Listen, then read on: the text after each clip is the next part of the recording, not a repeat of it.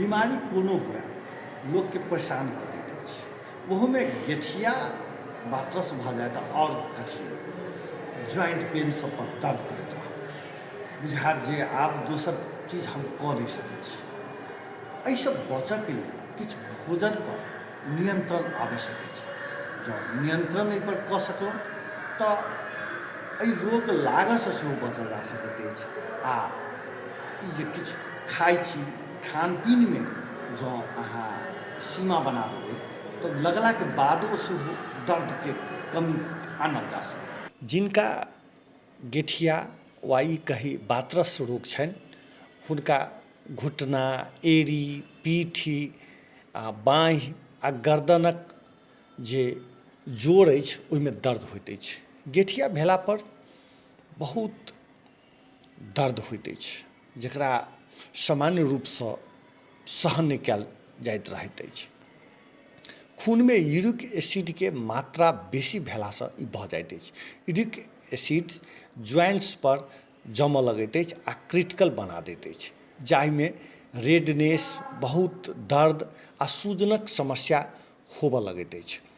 बहुत बेसी मात्रामे प्यूरिनसँ बहुत चीजके सेवन कयलासँ गेठियाके समस्या बढ़ऽ लगैत अछि। एहनमे किछु चीज अछि जाहिसँ हमसब बची तऽ गेठियाके दिक्कतसँ बचल जा सकैत अछि, जाहिमे माउस, खस्सीके माउस यदि अहाँ खाइ छी तऽ आइए छोड़ि देबाक चाही। ई प्यूरिनके मात्रा एहिमे बहुत बेसी रहैत अछि आ ई जे जोड़के दर्दके बढ़ा दैत अछि। तहिना सुगरी ड्रिंक्समे फ्रुक्टोज आ शुगरके मात्रा बेसी होइत अछि। ई दुनू चीजसँ यूरिक एसिडके लेवल बढ़ऽमे मदद करैत अछि आ गेठियाके समस्याके आओर बेसी बढ़ा दैत अछि। भले ही ड्रिंक्समे प्यूरिनके मात्रा बेसी नहि होइत अछि, मुदा ई स्वास्थ्यके लेल नुकसानदायक होइत अछि। Refined carbs, white bread, cake, उज्जर चाउर, कुकीज जेहन चीज अहाँके गेठियाके आओर बढ़ा सकैत अछि। एहिसँ बचबाक चाही।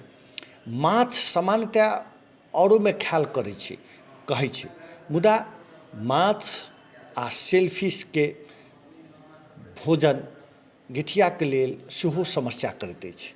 गेठियाक रोगी सबके सार्डियन, टूना आदि माछक सेवनसँ बचबाक चाही।